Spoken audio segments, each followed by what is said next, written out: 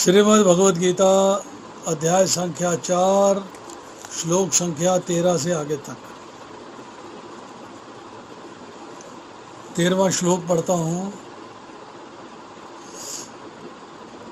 चातुर्वर्ण्यमया श्रेष्ठं गुण कर्म विभागशः तस्या कर्तारम् अपि माम विद्धि अकर्तारम् अव्ययम्। अनुवाद पढ़ता हूँ शिल प्रभुपाद द्वारा। प्रकृति के 3 गुणों और उनसे संबंध कर्म के अनुसार मेरे द्वारा मानव समाज के 4 विभाग रचे गए हैं। यद्यपि मैं इस व्यवस्था का सृष्टा हूँ, किंतु तुम ये जान लो कि मैं इतने पर भी अव्यय अकर्ता हूँ। 2 बातें कही यहाँ पर। टोटल 4 बातों में से दो बातें एक जगह हैं और 2 बातें दूसरी जगह हैं। पहली 2 बातें कही कि 4 वर्णों की रचना कैसे हुई, 3 गुणों और गुणों के कर्म के हिसाब से, समूह से संबंध से जो रिलेटिव कर्म है, गुण और कर्म दोनों के अनुसार मैंने 4 विभागों की रचना करी।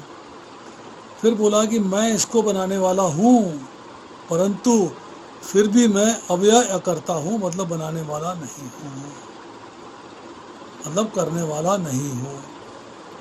अब इसके जो है परपट में प्रभुपाद क्या लिखते हैं उसको पढ़ने की कोशिश करते हैं। भगवान प्रत्येक वस्तु के सृष्टा हैं, प्रत्येक वस्तु उनसे उत्पन्न है, उनके द्वारा ही पालित है और प्रलय के बाद प्रत्येक वस्तु उन्हीं में समा जाती है। अतः वे ही वर्णाश्रम व्यवस्था चातुर्वर्ण के सृष्टा है, जिसमें सर्वप्रथम बुद्धिमान मनुष्यों का वर्ग आता है। सतोगुणी होने के कारण ब्राह्मण कहलाते हैं। द्वितीय वर्ग प्रशासक वर्ग का है। रजोगुणी होने के कारण क्षत्रिय कहा जाता है। वणिक वर्ग या वैश्य कहलाने वाले लोग रजो तथा तमोगुण के मिश्रण से युक्त होते हैं और शूद्र या श्रमिक वर्ग के लोग तमोगुणी होते हैं।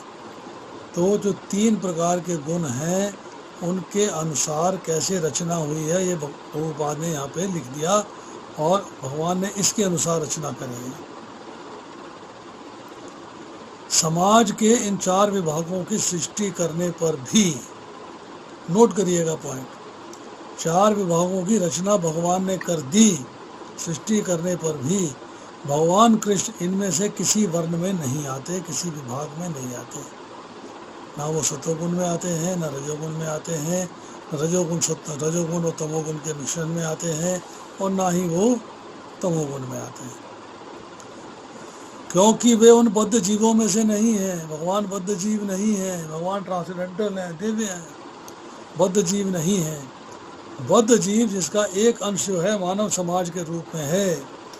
मानव समाज भी किसी अन्य पशु समाज के तुल्य है, किंतु मनुष्यों को पशु स्तर से ऊपर उठाने के लिए ही उपर्युक्त वर्णाश्रम की रचना की गई, जिसे क्रमिक रूप से कृष्ण भावनामृत विकसित हो सके।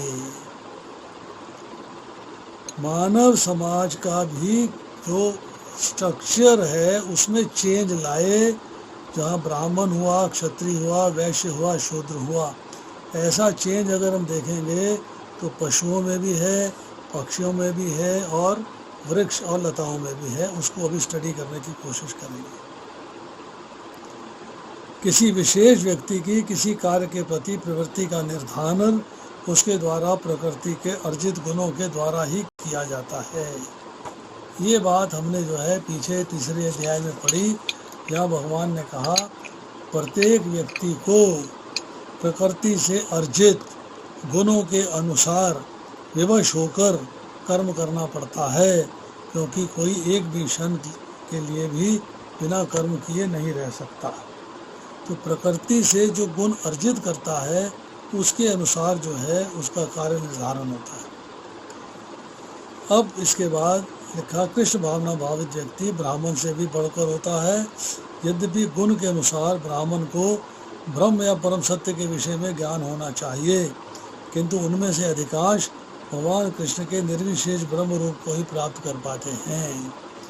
जब निराकारवाद में चलेंगे, भगवान का सगुण साकार रूप नहीं मानेंगे, तो निर्विशेष रूप में मानेंगे, तो निर्विशेषवाद ही स्वीकार करेंगे निर्विशेषवादी हो जाएंगे तो ब्रह्म ज्योति तक जाएंगे और जहाँ से लौट कर भी वापस आना सकता है। किंतु जो हो मनुष्य ब्राह्मण के सीमित ज्ञान को लांघ कर भगवान कृष्ण के ज्ञान तक पहुँच पाता है, वह कृष्ण भावना भावित होता है, अर्थात वैष्णव होता है। कृष्ण भावनामृत में कृष्ण के विभिन्न अंशों राम, नरसिंह, वराह आदि का ज्ञान सम्मिलित रहता है। जिस तरह कृष्ण मानव समाज के चातुर्वर्ण प्रणाली से परे हैं, इसी तरह कृष्ण भावना भावित व्यक्ति भी चातुर्वर्ण प्रणाली से परे होता है, चाहे हम इसे जाति का विभाग कहें अथवा किसी राष्ट्र का या संप्रदाय का। अब देखिए,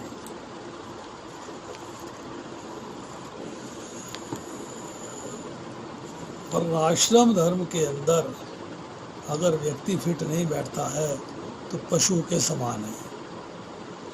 वर्णाश्रम धर्म जो है वो समाज को एलिवेट करता है, पब्लिक को एलिवेट करता है कृष्णा कॉन्शियसनेस में जाने के लिए। और जो एक प्योर डिवोटी होता है, जो शुद्ध भक्त होता है, वो वर्णाश्रम से भी पार चले जाता है, अर्थात वो ब्राह्मण से भी परे हो जाता है, वैष्णव हो जाता है। अब जैसे यहाँ बताया कि मनुष्य जो है अगर सतोगुण प्रधान है तो ब्राह्मण है, रजोगुण भी है और सतोगुण भी है, रजोगुण ज़्यादा है सतोगुण कम है तो क्षत्रिय है, अगर रजोगुण ज़्यादा है तमोगुण कम है तो वैश्य है, और प्योरली तमोगुण में है तो शूद्र है। अब हमने कहा एनिमल्स की बात, एनिमल्स में देखिए, एनिमल्स में ही आप पक्षियों में देखिए, वृक्षों में देखिए। आपने देखा होगा कि दो तरह के, तीन तरीके के एनिमल पक्षी हैं।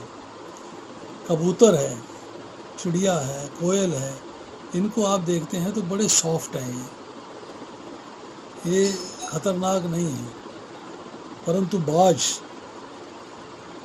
नाम सुनते ही लगता है डेंजर, चील नाम सुनते ही लगता है डेंजर, कौवा अरे बेकार है, एकदम यूजलेस। तो शास्त्र के अंदर कबूतर को ब्राह्मण माना गया है, बाज को क्षत्रिय माना गया है, चील को वैश्य माना गया है और कौवे को शूद्र माना गया है। इसी तरह वृक्षों की बात करते हैं, पीपल जिसकी पूजा करते हैं, भगवान का उसमें वास है, उसको ब्राह्मण माना गया है, नीम को क्षत्रिय माना गया है, इमली को वैश्य माना गया है और कीकर को शूद्र माना गया है। अव्ययम मतलब जो खर्च नहीं होता, मतलब सृष्टि में बनाने वाले, उपादान करने वाले भगवान हैं, सृष्टि के निमित्त, सृष्टि की रचना करने वाले भगवान हैं। मतलब जैसे एग्जाम्पल हम देते हैं कि कुम्हार जो है मिट्टी का बर्तन बनाता है तो निमित्त हो गया, मिट्टी से बर्तन बना है तो उपादान मिट्टी हो गई। अब मिट्टी भी ये खर्च नहीं होती और उसको तोड़ देंगे तो फिर मिट्टी बन जाएगी, मिट्टी मिट्टी की रहती है, कहीं नहीं होता है। टू मेक ए पॉट, मिट्टी का व्यय हो रहा है, फिर कुम्हार की शक्ति का व्यय हो रहा है, कुम्हार समाप्त नहीं हो रहा है। भगवान में चेंज नहीं आता है, भगवान ने रचना कर दी, बात खत्म हो गई। और Krishna stays the same, so he is अवयम। जीवा भी अवयम है, जीव भी समाप्त नहीं होता, क्योंकि सब कुछ भगवान से मिला है, भगवान की सेवा में लगा दिया तो हमारा क्या खर्च हुआ, हमारा कुछ भी खर्च नहीं हुआ। अब हम चर्चा करते हैं इसके बाद इसी श्लोक के अंदर, श्लोक संख्या 14 की, श्लोक संख्या 14। न माम कर्माणि लिम्पन्ति न मे कर्म फले स्पृहा इति माम ये अभिजानाति कर्म भी न स बध्यते। मुझ पर किसी कर्म का प्रभाव नहीं पड़ता, ना ही मैं कर्म फल की कामना करता हूँ। जो मेरे संबंध में सत्य को जानता है वह भी कर्मों के फल के पाश में नहीं बनता। भगवान ने कहा है कि मुझ पर किसी कर्म का प्रभाव नहीं पड़ता है, क्योंकि मैं अनअटैच्ड हूँ, मैं तो कर्म करता नहीं भौतिक संसार की तरह। भौतिक संसार में कर्म तो आप कर रहे हो तो फल आपको भोगना है, इसलिए मुझ पर किसी कर्म का प्रभाव नहीं पड़ता। और भौतिक संसार में मैं जो कार्य करता हूँ भक्तों को आनंद देने के लिए करता हूँ, दुष्टों के संहार के लिए करता हूँ, साधुओं के परित्राण के लिए करता हूँ, तो मैं किसी कर्म फल की कामना भी नहीं करता। और जो सत्य को जान जाता है कि आई एम अनअटैच्ड, वो भी जो है कर्म के फलों से अनअटैच्ड होने की कोशिश करता है, तो कर्म के फलों के पास में नहीं बनता, उसके बंधन में नहीं आते। इसका परपट जो है काफ़ी लंबा है, मुख्य मुख्य लाइनें पढ़ूंगा मैं। यद्यपि भगवान इस भौतिक जगत के सृष्टा हैं, किंतु वे भौतिक जगत के कार्यों से प्रभावित नहीं होते। सृष्टि करने पर भी वे इससे पृथक रहते हैं, जबकि जीवात्माएं भौतिक कार्यकलापों के सकाम कर्म फलों से बंधी रहती हैं, क्योंकि उनमें प्राकृतिक साधनों पर प्रभुत्व दिलाने की प्रवृत्ति बनी रहती है। जीवात्माएं अपने अपने इंद्र तृप्ति के कार्यों में लगी रहती हैं, किंतु इन कार्यों की अनुमति भगवान से नहीं ली जाती। अब अपने मन से कार्य करते हो, अपने मन से एंजॉय करते हो, अपने मन से चलते हो।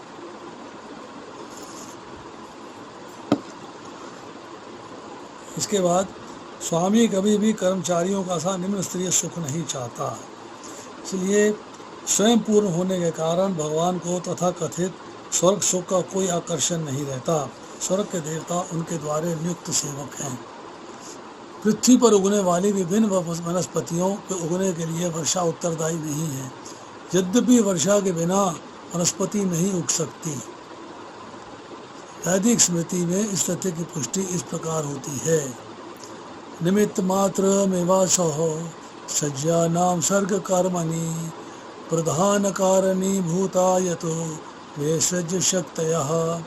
भौतिक सृष्टि के लिए भगवान ही परम कारण है, प्रकृति तो केवल निमित्त कारण है जिससे विराट जगत दृष्टिगोचर होता है। प्राणियों की अनेक जातियां होती हैं, यथा देवता, मनुष्य तथा निम्न पशु। ये सभी पूर्व शुभाशुभ कर्मों के फल भोगने के लिए बाध्य हैं। भगवान उन्हें ऐसा कर्म करने के लिए केवल समुचित सुविधाएं और प्रकृति के गुणों के नियम सुलभ कराते हैं, किंतु वे उनके किसी भूत या वर्तमान कर्मों के लिए उत्तरदायी नहीं होते। कर्म आप अपनी मर्जी से करते हो, कर्म करने में रिस्पॉन्सिबिलिटी भगवान की नहीं है। जो व्यक्ति भगवान के दिव्य स्वभाव को नहीं जानता और सोचता है कि भगवान के कार्यकलाप सामान्य व्यक्तियों की तरह कर्म फल के लिए होते हैं, वह निश्चय रूप से कर्म फलों के बंधन में बंध जाते हैं, किंतु जो परम सत्य को जानता है वह कृष्ण भावनामृत में स्थिर हो जाता है। अब देखिए, मटेरियल नेचर जो है, जो भौतिक प्रकृति है, वो भगवान कृष्ण को आकर्षित नहीं कर सकती। उससे परे है, उससे ऊपर है। नंबर 1, भौतिक प्रकृति उनका अंश है, वो भौतिक प्रकृति का अंश नहीं है, इसलिए भौतिक प्रकृति उनको अट्रैक्ट नहीं कर पाती। नंबर 2, कोई भी इस भौतिक प्रकृति का नियम या उपनियम उनको बांध नहीं पाता, क्योंकि वो भौतिक प्रकृति के स्वामी हैं। वो जो है गुणाधीश हैं, हम गुणाधीन हैं। हम गुणों के अधीन हैं और गुणों के धीश हैं, मतलब गुणों के स्वामी हैं। अब भगवान कहते हैं, जीवों के शरीर की रचना एवं संसार की रचना में मेरी कोई स्पृहा नहीं है, लालसा नहीं है, मेरी इच्छा नहीं है, मेरी डिज़ायर नहीं है। जीव कर्म करता है तो उसका फल भोगता है, मेरी कोई डिज़ायर नहीं है इसको ये फल जो है मेरे कारण भोगे। फल भोगना है उसने अपने कारण, फल भोगना है अपनी परेशानी के कारण, मेरे कारण नहीं भोगना उसका फल। इसके बाद कहते हैं, जीव की सृष्टि और रचना, पालन और संहार मेरे कारण नहीं है। मैं जीवों के शरीर प्राप्त करने पर कर्मों के फल स्वरूप में ये कार्य करता हूँ। भगवान कहते हैं, कार्य होता है, मैं उनको कर्म फल देता हूँ, परंतु कर्म फल की रचना जीव जो है वो खुद करता है, उसमें मेरा कोई संबंध नहीं है, मेरा कोई रिलेशनशिप नहीं है, उसमें आप मेरे साथ उसको कनेक्ट मत करिए। अब यहाँ उदाहरण दिया जाता है, भगवान वर्षा की तरह है। कैसे? वर्षा बीज पर पड़ती है तो अलग अलग पौधे निकलते हैं। जीव कार्य करता है, सुपर सोल परमिट करती है, परंतु कार्य अलग अलग होते हैं। स्वभाव एवं पूर्व जन्म के संस्कारों के कारण, अलग अलग बुद्धि होने के कारण अलग अलग कार्य होते हैं, एक जैसे कार्य नहीं होते। अब चौथे अध्याय का 15वां श्लोक। 15वें श्लोक में कहा गया है, एव ज्ञात्वा कृतं कर्म पूर्वैरपि मुमुक्षुभिः कुरु कर्मैव तस्मात् त्वं पूर्वे पूर्वतरं कृतम्। प्राचीन काल में समस्त मुक्तात्माओं ने मेरी दिव्य प्रकृति को जानकर ही कर्म किया, अतः तुम्हें चाहिए कि उनके पद चिन्हों का अनुसरण करते हुए अपने कर्तव्य का पालन करो। Means you should follow the superiors. आपको सीनियर्स को, सुपीरियर्स को फॉलो करना चाहिए। बहुत सुंदर पर्पट लिखा है प्रभुपाद जी ने। मैं उसकी कुछ लाइनें आपको पढ़ के सुनाता हूँ। मनुष्यों की दो कैटेगरी हैं, दो श्रेणियाँ हैं। एक, कुछ के मनों में दूषित विचार भरे रहते हैं और भौतिक दृष्टि से स्वतंत्र होते हैं, इंडिपेंडेंट हैं। कृष्ण भावनामृत इन दोनों श्रेणियों के व्यक्तियों के लिए समान रूप से लाभप्रद है। कुछ के मन में दूषित विचार हैं और कुछ भौतिक दृष्टि से स्वतंत्र हैं, उनके मन में दूषित विचार नहीं है। दोनों श्रेणियों के लिए कृष्ण भावनामृत लाभप्रद है। जिनके मनों में दूषित विचार भरे हैं, उन्हें चाहिए कि भक्ति के अनुष्ठानों का पालन करते हुए क्रमिक शुद्धिकरण के लिए कृष्ण भावनामृत को ग्रहण करें। They should serve Krishna gradually gradually gradually, हौले हौले हौले हौले कृष्ण भावनामृत में आगे बढ़े। जंप करने की आवश्यकता नहीं है। और जिनके मन पहले ही ऐसी अशुद्धियों से स्वच्छ हो चुके हैं, जो कृष्ण भावनामृत में एंटर कर चुके हैं, भगवान की भक्ति को समझते हैं, भगवान की भक्ति के नियमों का पालन करते हैं और वे उसी कृष्ण भावनामृत में अग्रसर होते रहें, तो कृष्ण भावनामृत में एडवांस होते रहें, आगे बढ़ते रहें, जिससे अन्य लोग उनके आदर्श कार्यों का अनुसरण कर सकें और लाभ उठा सकें। So that other people should follow you, they should follow you. Yes, ये प्रबुद्ध व्यक्ति है, ये श्रेष्ठ व्यक्ति है, जिस रास्ते पे चल रहा है मुझे उस रास्ते पे चल के उसको फॉलो करना है। आवश्यकता इस बात की है ये जाना जाए कि किस तरह का कर्म किया जाए, कर्म किस तरह का करना चाहिए, ये ज्ञान की प्राप्ति करनी है। तो कृष्ण भावनामृत के कार्यों से विमुख होकर एकांत में बैठकर कृष्ण भावनामृत का प्रदर्शन करना कृष्ण के लिए कार्य में रत होने की अपेक्षा कम महत्वपूर्ण है। मतलब आप जो है कृष्ण भावनामृत के शो ऑफ कर रहे हो, that is not required. Required क्या है कि आप कृष्ण भावनामृत के कार्यों में लगे हुए हो, दैट इज़ रिक्वायर्ड। यहाँ पर अर्जुन को सलाह दी जा रही है कि वे भगवान के अन्य पूर्व शिष्यों तथा सूर्यदेव व्यवसान के पचिन्हों का अनुसरण करते हुए कृष्ण भावनामृत में कार्य करे। यहाँ पर भगवान कृष्ण के ऐसे सारे शिष्यों का उल्लेख पूर्ववर्ती मुक्त पुरुषों के रूप में हुआ है, जो कृष्ण द्वारा नियत कर्मों को संपन्न करने में लगे हुए थे। आपको कृष्ण भावनामृत को फॉलो करना है। और फॉलो कैसे करना है? जैसे कि नियम उपनियम बताए गए हैं। व्यवस्वान फॉलोड टीचिंग्स परफॉर्म्ड निष्काम कर्म। व्यवस्वान ने ज्ञान को प्राप्त किया और निष्काम कर्म किए। आपको भी एक्शन करने हैं, पर एक्शन से छुटकारा नहीं पाना है। एक्शन कैसे करने हैं ये सीखना है। This is real life. अगर आपका हृदय शुद्ध नहीं है, मन के अंदर कलमश है, तो सबसे पहले आप कार्य करिए हृदय को प्यूरिफाई करने के लिए, हृदय को शुद्ध करने के लिए। ये किससे बिगिनिंग होती है? ज्ञान से। ज्ञान योग आपके हृदय का शुद्धिकरण करता है। अगर हार्ट प्योर है और आपने ज्ञान की प्राप्त कर ली है और आप दूसरों को ज्ञान देने में सक्षम हो जाते हो, आप मुमुक्षु हो गए, आपने ज्ञान प्राप्त किया, अब दूसरों को आप ज्ञान दे रहे हो। नो, अब ज्ञान क्या है? किस ज्ञान की चर्चा हो रही है? ईश्वर, जीव, प्रकृति, काल और कर्म। ये तो ज्ञान की परिभाषा हो गई कि मैं ज्ञान इनका होना चाहिए। मूल ज्ञान क्या है? इन सब का निचोड़ क्या है? इन सब का निचोड़ है कि संसार में जो जन्म और मरण रूपी बंधन है, उससे मुक्त होकर जो भगवान को प्राप्त करा सके, उस ज्ञान की प्राप्ति करनी है। जो आपको इस भौतिक संसार से मुक्ति दिला सके, जो आपके कर्मों के फल को समाप्त करके आपको भगवान के धाम ले जा सके, उस ज्ञान की प्राप्ति करनी है। संसारिक भोगों से ये संसार दुखमय है। आपने ये रियलाइज़ कर लिया कि ये टेम्परेरी है, क्षण भंगुर है, और आप उससे विरक्त हो गए। अब आपको इस लोक की या परलोक की इच्छा नहीं है, आपकी इच्छा है भगवान के धाम गोलोक वृंदावन जाने की। उस इच्छा के लिए आप कार्य कर रहे हो। कर्म बंधन से डर लगता है अगर आपको ज्ञान है तो, और कर्म बंधन के भय से आप जो है अपना जो स्वरूप जो धर्म है, जीवे स्वरूप कृष्ण नित्यदास, उसका त्याग करना चाहते हो तो गलत है। आपको भगवान के दास की स्थिति है, उसको स्वीकार करनी चाहिए। तो जो प्रीवियस मुमुक्षु हैं, जिन्होंने ज्ञान प्राप्ति की इच्छा करी है, जिन्होंने ज्ञान प्राप्त किया है, मोक्ष प्राप्त व्यक्तियों का कर्मों को छोड़ देने से मनुष्य उसके बंधन से मुक्त नहीं हो सकता। कर्म फल को छोड़ना है, कर्म को नहीं छोड़ना है।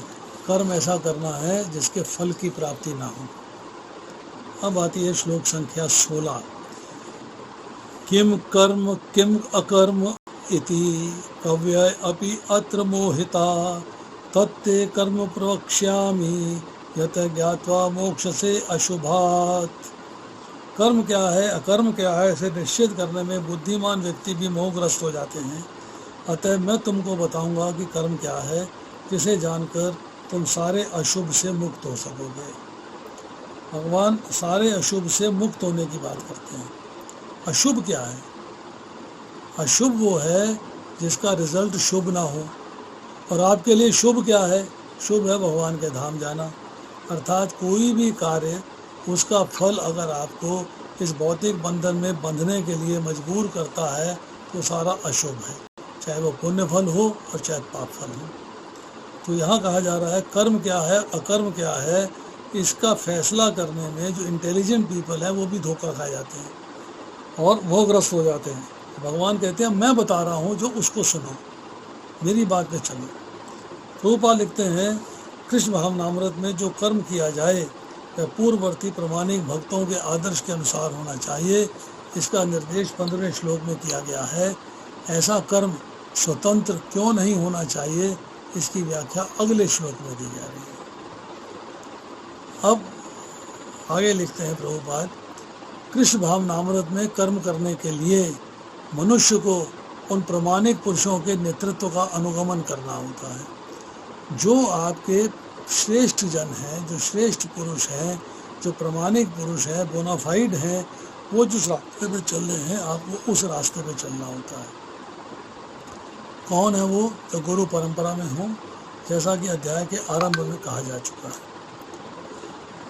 कृष्ण भावनामृत पद्धति का उपदेश प्रथम गुरु सूर्यदेव को दिया गया, जिन्होंने इसे अपने पुत्र मनु से कहा, मनु ने अपने पुत्र इक्ष्वाकु से कहा, और ये पद्धति तब से इस पृथ्वी पर चली आ रही है। आपको उनके पद चिन्हों पर चलना है। पर भगवान कह रहे हैं कि बुद्धिमान से बुद्धिमान मनुष्य भी कृष्ण भावनामृत के आदर्श कर्म के विषय में मोहग्रस्त हो जाते हैं। इसलिए भगवान ने अर्जुन को स्वयं उपदेश देने का निश्चय दिया है। अब क्या कहते हैं कि कहा जाता है अपूर्ण प्रायोगिक ज्ञान के द्वारा धर्म पथ का निर्णय नहीं किया जा सकता। धर्म का रास्ता क्या है, धर्म का पथ क्या है, इसका आप निर्णय नहीं कर सकते, क्योंकि आपने प्रैक्टिकली उसको फेस नहीं किया है। थ्योरेटिकली आप नहीं जान सकते। इसलिए भगवान कहते हैं धर्म तो साक्षात भगवत प्रणीतम। अपूर्ण चिंतन द्वारा किसी धार्मिक सिद्धांत का निर्माण नहीं कर सकता। मनुष्य को चाहिए कि ब्रह्मा, शिव, नारद, मनु, चारों कुमार, कपिल, प्रहलाद, भीष्म, सुखदेव गोस्वामी, यमराज, जनक तथा बलि जैसे महान अधिकारियों के पद चिन्हों का अनुसरण करें। अतः भगवान अपने भक्तों पर अहूति की कृपावश स्वयं भी अर्जुन को बता रहे हैं कि कर्म क्या है और अकर्म क्या है। ये फैसला भगवान ने बताना है, ये फैसला भगवान ने करना है कि कर्म क्या है और अकर्म क्या है। अब देखिए,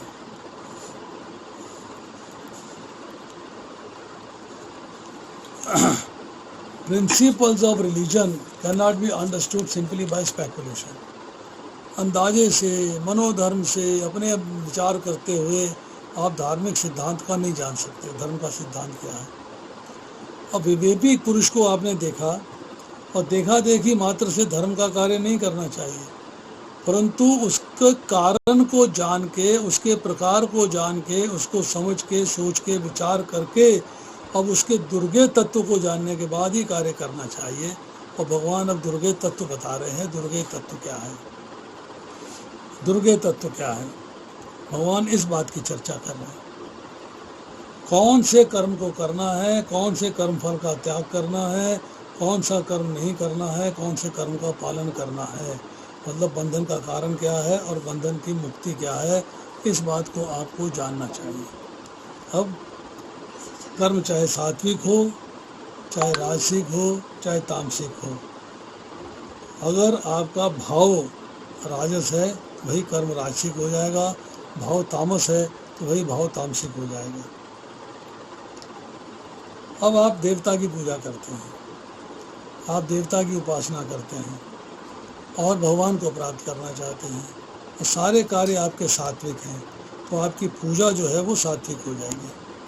पर अगर आपने वो कार्य किया है अपनी कामना की पूर्ति के लिए तो राजसिक हो गई, और वही कार्य किया है किसी देवता की पूजा कर दी है, भगवान की पूजा कर दी है दूसरे को दुख देने के लिए, तो वही तामसिक हो गई। कार्य के अंदर आपकी जो कॉन्शियसनेस है उस पे सारी बातें डिपेंड करती हैं कि कार्य राजसिक होगा, कार्य तामसिक होगा, कार्य सात्विक होगा।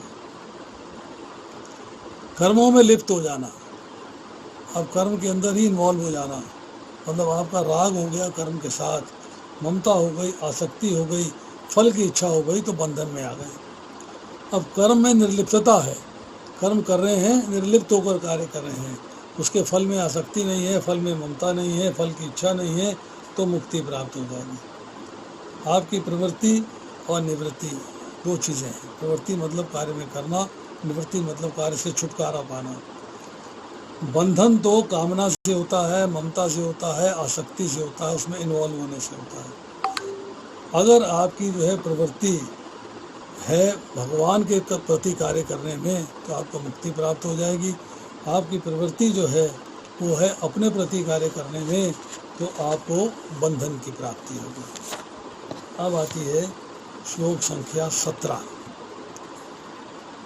कर्मणा हि अपि बोधव्यम बोधव्यम च विकर्मणा अकर्मणा च बोधव्यम कहना कर्मणा गति। कर्म की बारीकियों को समझना अत्यंत कठिन है, अतः मनुष्य को चाहिए कि वे ठीक से जाने कि कर्म क्या है, विकर्म क्या है और अकर्म क्या है। इन तीनों का आपको भेद पता होना चाहिए कि तीनों में फर्क क्या है।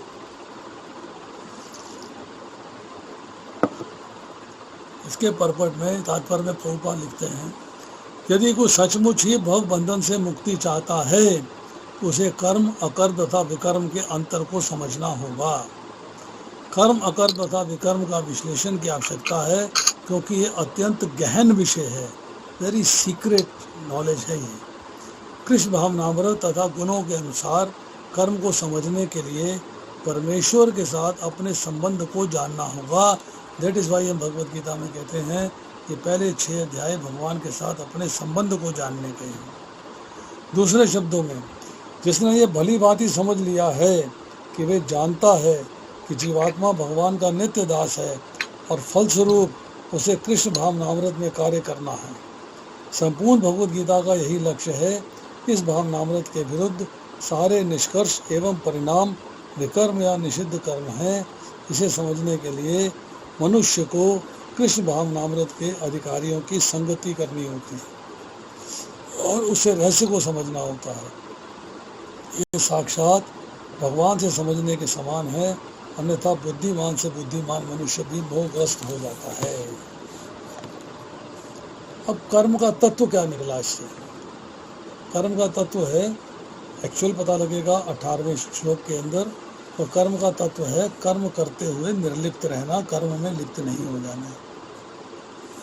अगर आपने कर्म किया है और शास्त्र के अनुसार किया है, सकाम भाव से किया है, उसको सकाम कर्म भी कहते हैं और कर्म भी कहा भगवद गीता में।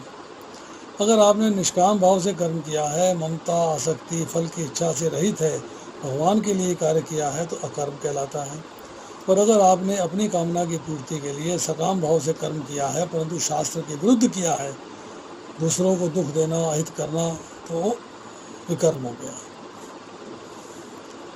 अकर्मणश्च बोधव्यम, अर्थात निर्लिप्त रहते हुए कर्म करना। बोधव्यम च विकर्मणा, मतलब कामना से कर्म करना। कामना अधिक होगी तो विकर्म होगा, कामना मध्यम होगी तो आपका कर्म होगा, और कामना शून्य हो जाएगी तो अकर्म होगा। अब अगर आप कार्य करते हो, आपने विकर्म जो है समाप्त कर दिए, कामनाएं समाप्त कर दी, कर्म भी समाप्त कर दिए, और आपके कर्म जो है केवल कृष्ण के लिए हो रहे हैं, तो आपके सारे कर्म जो है वो अकर्म हो गए, अकर्म हो गए। आपको जो विकर्म का मूल कारण है कामना, कामना के वश होकर आप जो है गलत कार्य कर बैठते हैं, तो आपको कामना का त्याग करना है। यही बात भगवान ने कही है दूसरे अध्याय के अंदर, विहाय कामान या समान प्रमाण शर्ती निष्प्रा है, निर्मम निरंकार से शांति मदि गच्छति। जिसने इंद्र तृप्ति की समस्त कामनाओं का, इच्छाओं का परित्याग कर दिया है। जब कामनाओं का परित्याग हो जाता है तब आपका जो है विकर्म का मूल कारण समाप्त हो गया। अब आप जो है भगवान के धाम जा सकते हो। तो भगवान चौथे अध्याय के 19वें श्लोक में कहेंगे काम संकल्प वर्जिता, 20वें में कहेंगे त्यक्तवा कर्म फला संगम, 21वें में कहेंगे निराशी है, 22वें में कहेंगे सम सिद्धा सिद्धि च, 23वें में कहेंगे गत संगत से यज्ञाचरता। अर्थात हर जगह जो है कर्म की, अकर्म की और विकर्म की व्याख्या हो रही है कि आपको क्या करना चाहिए और क्या नहीं करना चाहिए। अब अकर्म में कर्म और कर्म में कर्म, अकर्म की इच्छा है पर भौतिक इच्छा हो गई तो वो कर्म हो गया, दूसरे की हानि हो गई तो विकर्म हो गया। अब कर्म का स्वरूप अर्थात तत्व से कर्म को जानना क्या है। अगर ब्राह्मण का कर्म है तो दूसरे के लिए विकर्म है, अगर गृहस्थ का कर्म है तो दूसरे सन्यासी के लिए, ब्रह्मचारी के लिए, वानप्रस्थ के लिए वो विकर्म है। तो आपको अपने ही वर्ण के अनुसार, अपने ही आश्रम के अनुसार कार्य करना चाहिए। This you have to understand. कामना होती है तो कर्म होता है, कर्म ज़्यादा हो जाते हैं तो विकर्म हो जाता है, जब कामना ज़्यादा हो जाती है तो विकर्म हो जाता है, और कामना कम हो जाती है तो अकर्म हो जाता है। अब हम जो है आज का आखिरी श्लोक करेंगे, 18वां श्लोक है। कर्मण्य कर्म स पश्येत अकर्मणि च कर्म यः, स बुद्धिमान मनुष्येषु सह युक्त कष्ट कर्म कृत। जो मनुष्य कर्म में अकर्म और कर्म में कर्म देखता है, ये सभी मनुष्यों में बुद्धिमान है। यह सब प्रकार के कर्मों में प्रवृत्त रहकर भी दिव्य स्थिति में रहता है। प्रभुपाद लिखते हैं इसके परपट के अंदर, कृष्ण भावनामृत में कार्य करने वाला व्यक्ति स्वभावतः कर्म बंधन से मुक्त होता है, क्योंकि सारे कर्म कृष्ण के लिए होते हैं और कर्म के फल से उसे कोई लाभ या हानि नहीं होती। फलस्वरूप मानव समाज में बुद्धिमान होता है। यद्यपि वह कृष्ण के लिए सभी प्रकार के कर्मों में लगा रहता है। अकर्म का अर्थ है कर्म के फल के बिना। अकर्म के दो अर्थ होते हैं, एक है कर्म को नहीं करना, अकर्म हो गया। दूसरा है कर्म को करना है पर कर्म के फल के बिना, मतलब उसका भौतिक फल आपको प्राप्त ना हो, वो अकर्म कहलाता है। निर्विशेषवादी भयवश सारे कर्म करना बंद कर देता है, जिससे कर्म फल उसके आत्म साक्षात्कार के मार्ग में बाधक ना हो।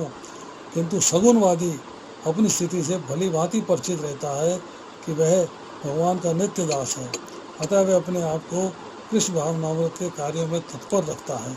क्योंकि सारे कर्म कृष्ण के लिए किए जाते हैं, इसलिए इस सेवा के करने से उसे दिव्य सुख प्राप्त होता है।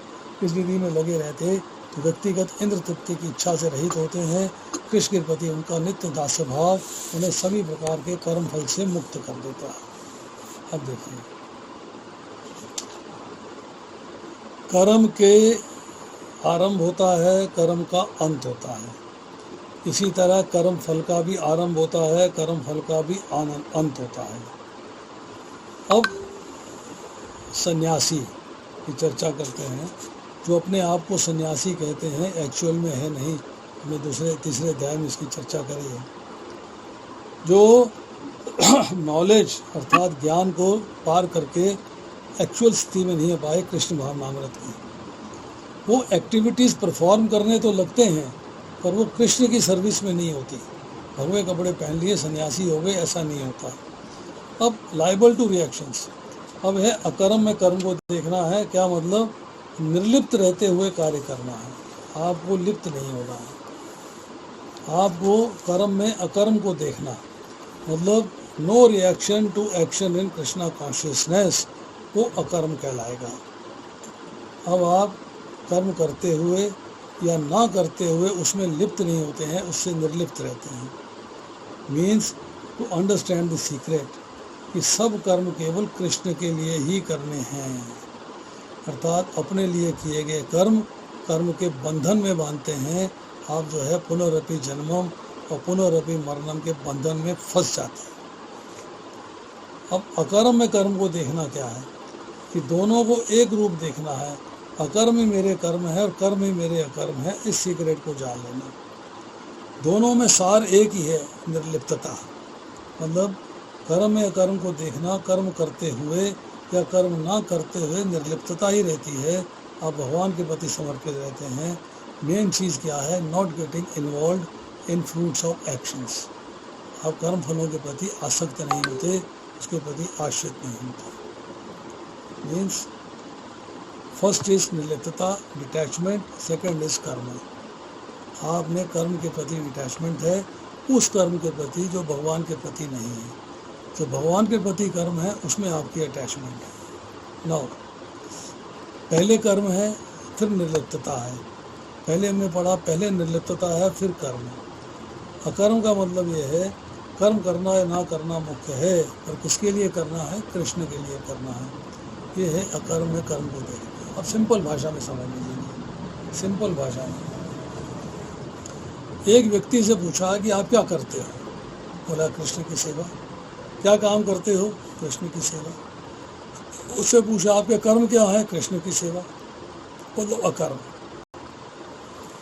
कर्म में अकर्म को देखा जा रहा है, कर्म में अकर्म किए जा रहे हैं, अपने लिए कुछ नहीं होना।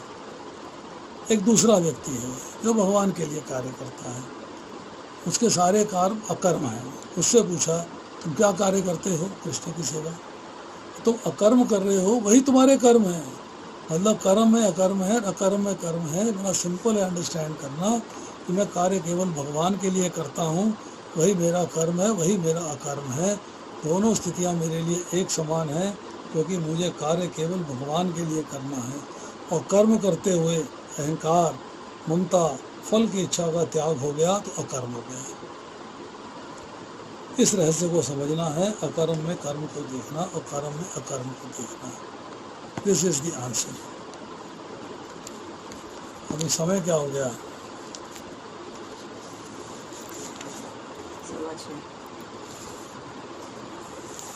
तो आज इतना ही करेंगे। 19 से लेके आगे के श्लोक, फिर अगली बार। अभी किसी का कोई प्रश्न है तो पूछ सकता है। Is welcome to ask questions. Unmute करिए और प्रश्न पूछिए।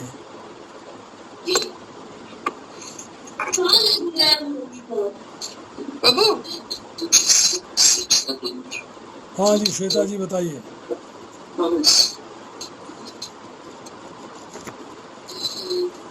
बोलिए। आप जूते पहन लो, थक जाएगी।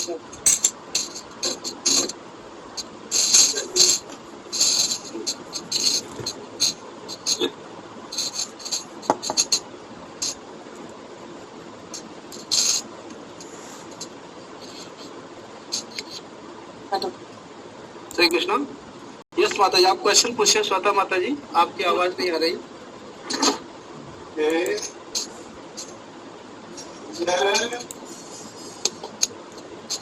बोलिए।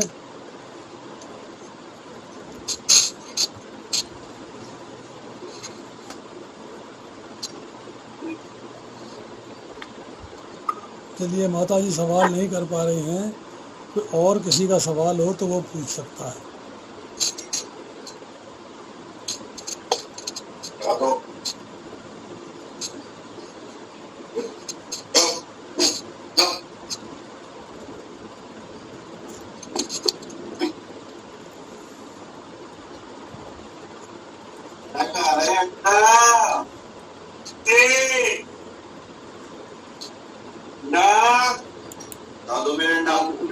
कैलाशवासी प्रभु, बाकी लोगों को आप म्यूट कर सकते हैं। जो लोग नहीं, कोई क्वेश्चन है जहाँ से आप बहुत शोरगुल आ रहा है, आप उनको म्यूट कर सकते हैं। ठीक है, ठीक है, ठीक है, ठीक है। कलसी वाले प्रभु, जो सवाल नहीं कर पा रहा है उसको फिर आप म्यूट कर दीजिए।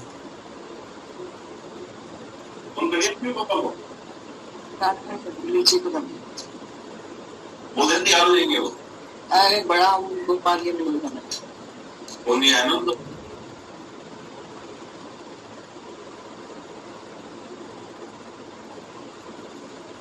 चलिए, किसी का कोई सवाल नहीं है, किसी का प्रश्न नहीं है, इसको समाप्त किया हरे जाए। कृष्ण प्रभु। यस माता जी, पूछिए। हरे कृष्णा। हरे कृष्णा। कैसे है प्रभु जी? थोड़ा तबीयत ठीक है अभी? हाँ, चल रही गाड़ी। आप बताएं। बस आपका सेहत ठीक हो जाए, बस ये पूछना। थैंक यू माता जी, थैंक यू वेरी मच। हरे कृष्ण प्रभु।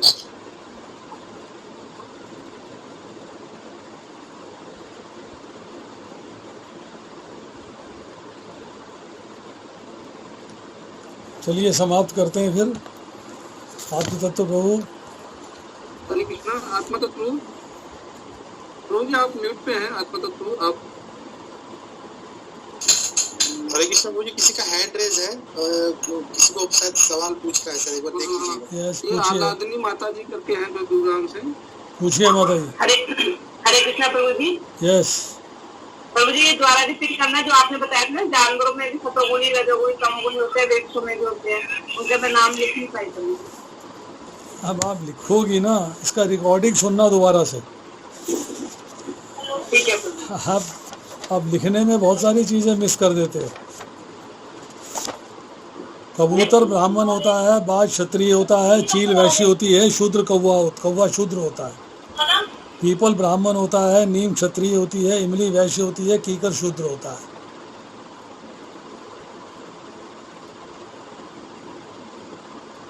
ठीक है प्रभु जी।